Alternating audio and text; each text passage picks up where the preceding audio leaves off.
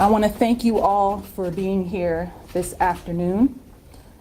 My name is Dalia Racine, D-A-L-I-A-R-A-C-I-N-E, and I have the pleasure of serving as a district attorney here in Douglas County. Today, I will be addressing two separate and unrelated matters. The first case update will be in regard to the incident with Malachi Mitchell.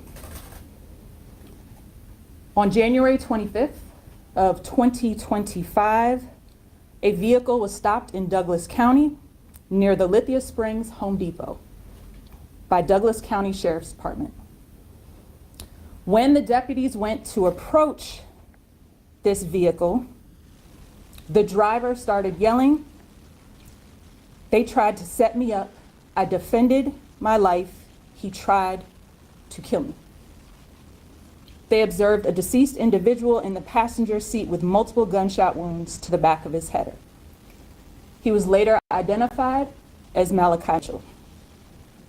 The driver informed law enforcement that there were two guns in the vehicle. Deputies observed these two pistols, one an AR-style pistol and the second a tan Glock 9mm. The AR-style pistol had the gun separated from the magazine, and the second firearm, a tan Glock 9mm, was next to where the driver's right leg would have been. Through their investigation, law enforcement learned that Mitchell and the driver, who were acquainted through school years ago, had coordinated a time to meet up and for the driver to meet Mitchell to purchase the weapon in the amount of $800 cash.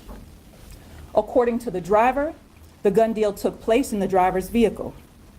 He stated that Mitchell tried to change the location of that sale multiple times, and the driver began to feel uneasy about the deal, but decided to still meet up with Mitchell at the new location, which was in close proximity to where Mitchell's home was located.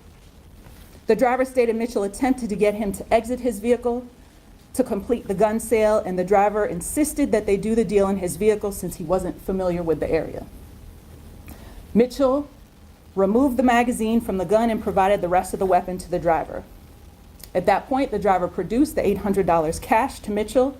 The driver then requested the magazine based on the sale being complete, and Mitchell insisted on putting the gun, quote, back together. The driver stated that he was very familiar with how to assemble the weapon and said he would do it himself. At that point, the driver stated Mitchell started to exhibit strange behavior and that the driver told him to calm down. Soon thereafter, Mitchell lunged at the driver, trying to grab the gun that was just sold and that he had in his possession by climbing over the console and into the driver's seat area. A struggle ensued between the two parties, and Mitchell was attempting to load the magazine back into the gun during that struggle. The driver, who was familiar with the operation of weapons, fought Mitchell to release the magazine, and he racked the weapon, which caused a round in the chamber to be ejected.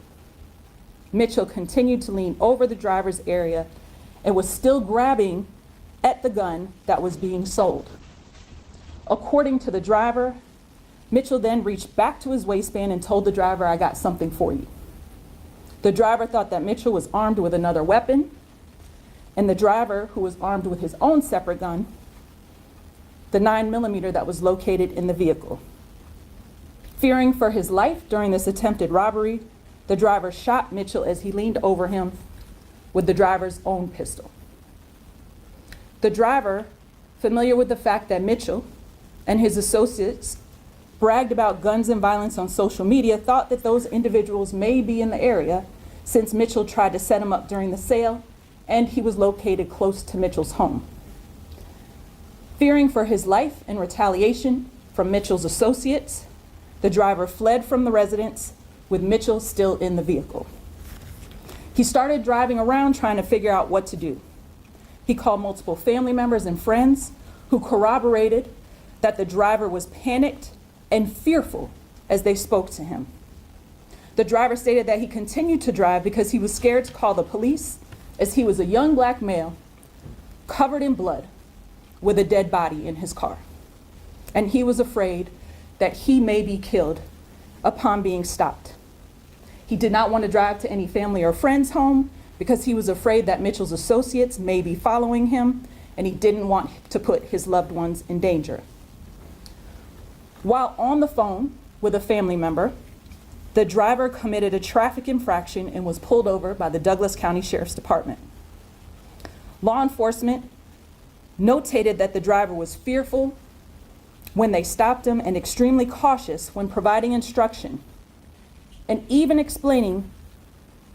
the driver even explained to law enforcement that he was not going to move his hands from being up in the air in order to put the car in park, and requested that law enforcement be the ones to do it out of fear for being injured.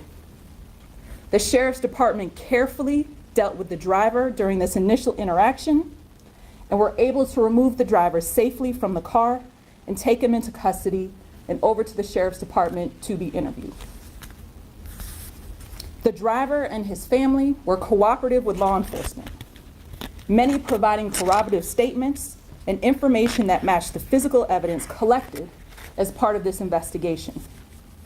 The evidence in the vehicle, including the description of the state of the weapons, the ejected bullet, and the location of physical evidence, corroborated the version of facts as told by the driver. Social media evidence and other information that was learned through this investigation has shown that Mitchell claimed to be a member of a gang, along with several other witnesses in this matter. The images on social media depicted groups with guns and statements of violence. In addition, several of Mitchell's associates posted threats to the driver and his family after this incident occurred. In order to understand the incident from this day, from Malachi Mitchell's death, law enforcement attempted to interview his mother, other family members, and Mitchell's associates with links to the January 25th events to gain a full understanding of what happened. All attempts to gain additional information from Mitchell's side of the facts were unsuccessful, as witnesses were uncooperative and or unwilling to provide additional information. As is our duty in every case that comes before our office, we did a thorough review of all the information presented and attempted to obtain additional information as needed. Our office was able to speak to a family member of the deceased who stated they believed Mitchell had no intention of actually selling the gun to the driver, and that he was setting the driver up to rob him of his money and other belongings based on conversations that they had with Mitchell just the week before.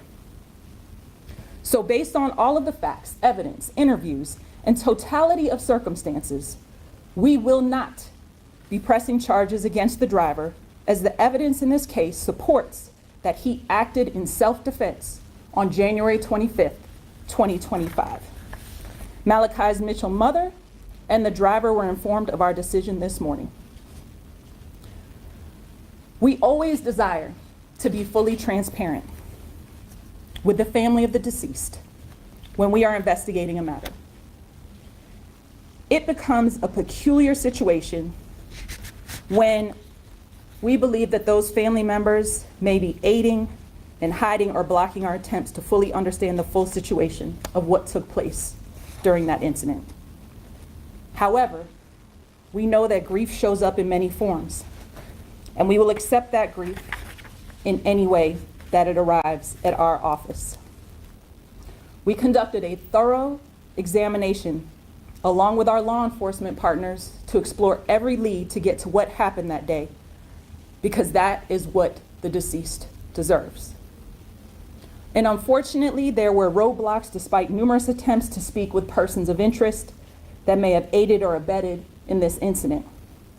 And based on the totality of the investigation we were left with, we can't meet the burden of proof to bring formal charges against the driver, so we will not.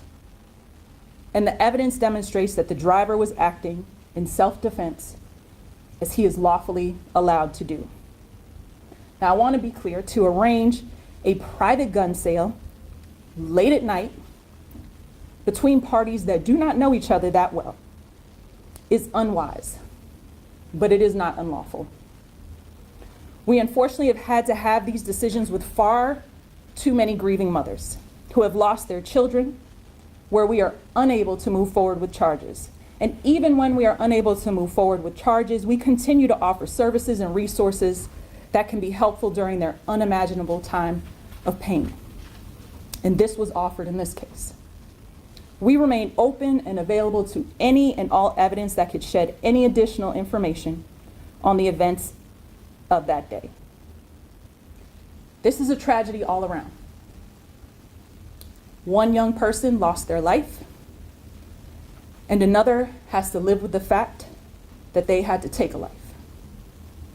Our determination as to whether charges should be brought has been fully vetted and reviewed, and again, we are unable to press charges against the driver at this time.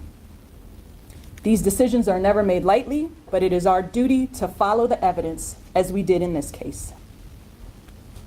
I will take a couple of questions about this case before we transition to the next one. What was Malachi's mother's state of mind when you informed her of your decision? Ms. Mitchell was obviously not happy with our decision about this, which is completely understandable.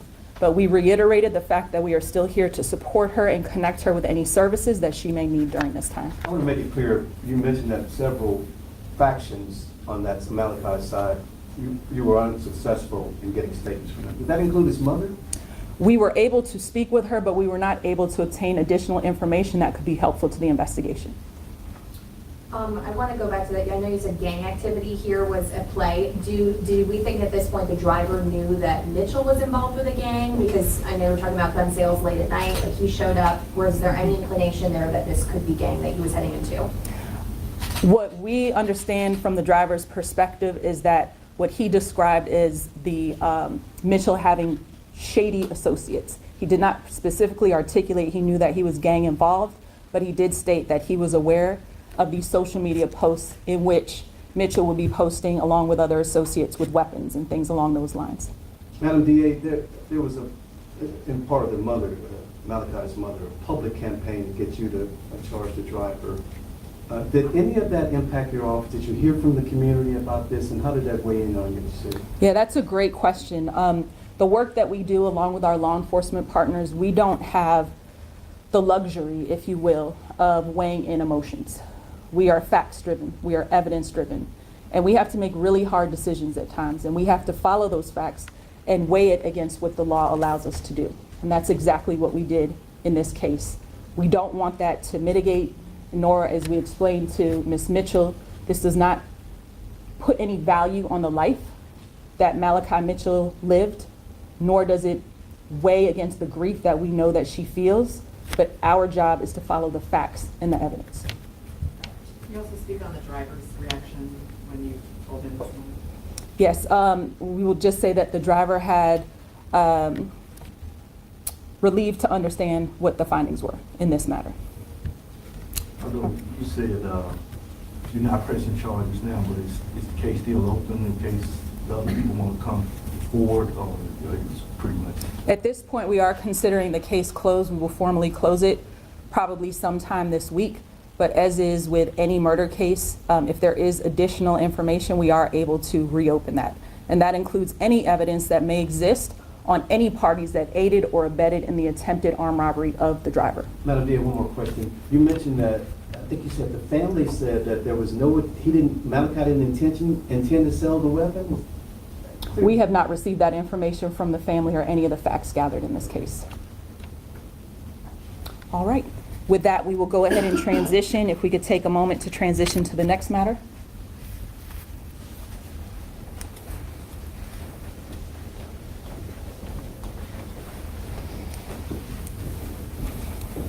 That's one, come here. Come this way. Like this.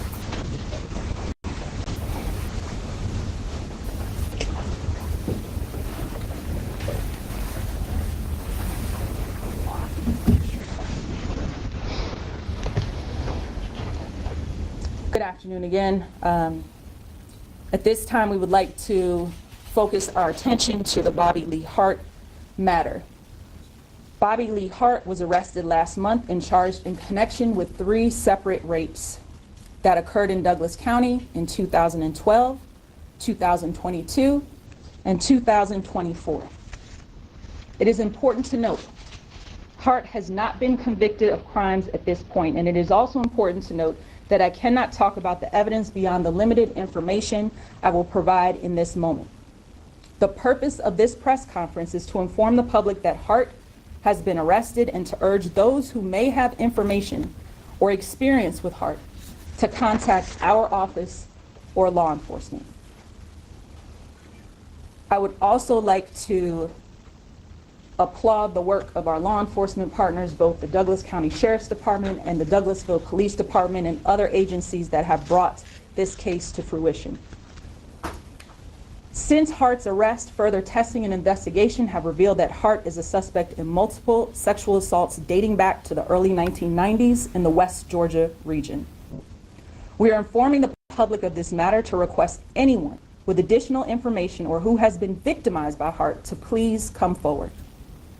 Some of these developments came from CODIS hits, which means DNA evidence from older sexual assault cases that have matched to the suspect's DNA. To briefly explain, CODIS is the Combined DNA Index System, which is a national database that allows law enforcement to compare DNA profiles collected from crime scenes against known offenders or other cases. When we say we received a, quote, hit, that means DNA evidence from a crime scene has matched DNA linked to an individual or another case, helping investigators make connections that might otherwise have been missed. Because these crimes span more than 3 decades, we are sharing a variety of photographs of Hart from different time periods so that people, if they did know him, may recognize him as he appeared at different points in time.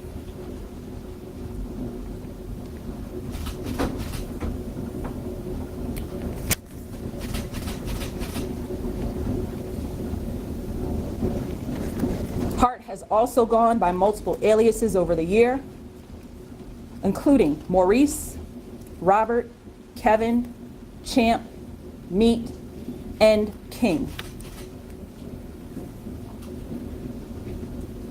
If there are additional survivors who have come forward in the past and were turned away for various reasons, or who have not come forward yet, we want to send a clear message to those individuals. You are not alone. We are here to listen to you. Coming forward takes tremendous courage, but we have resources and advocates ready to support you. Our office has investigators, prosecutors, and advocates all specially trained to handle sexual assault cases and are here to speak with you. If you believe you may have been a victim of Bobby Hart, or if you have information related to his crimes, please contact our office at 770-920-7292 or email us at da@douglascountyga.gov. Or you can contact any of our local law enforcement agencies to share any information that you may have. Thank you for your time today, and thank you to our community and law enforcement partners for standing with us as we continue to seek justice on behalf of these victims. Are there any questions on this matter? Again, with the caveat that there's very limited information that we could share at this time since it is an open investigation. I know you said there were 3. I just am reading an email from my office about a 4th warrant served on 8/29, which would be the 4th rape victim. Can you confirm that at this point? That is correct. So there were 4. There are 4 that have been charged. We are finalizing that service of that warrant. Okay. When will he be back in court and it can be arraigned? We don't know what that date will be. We do plan to indict this case within the 90-day time frame that is legally mandated. Is he a Douglas County resident? We cannot comment on any additional information at this time. So what was the problem that these victims have been out there for so long? Is the fact that you didn't have the DNA or you didn't have the evidence to link them, or what is it? I would love to provide additional information on that, but at this time we are unable to give those specifics at this point in time. Can you talk about the difficulty in prosecuting these cases, especially if we're talking about cases from the 90s? Yeah, great question. What we, unfortunately, those of us who specialize in sexual assault crimes prior to becoming the elected, that was an area that I had the honor to work within, and we have an amazing team that's standing behind me who does this work day in and day out on behalf of the citizens of Douglas County. Disclosing a sexual assault is probably one of the most difficult decisions that a survivor can make, because once they come forward, they are put, and it can be grueling, I'm not gonna lie. But what we can do is we can assure that we will give them the support, the resources, and stand with them as they go through this process. And when you talk about somebody who perhaps was victimized decades ago, who tries to bury it, who tries to not think about it, it can be very traumatizing for these things to come back up. So it can be a very difficult time, but what we have seen is that our victims that are able to come forward, because it is an ability to be able to disclose these really difficult, horrible things that have happened, we assure them that we will not leave their side. All right, thank you all very much. Excuse me. Can I get the picture, his pictures up again?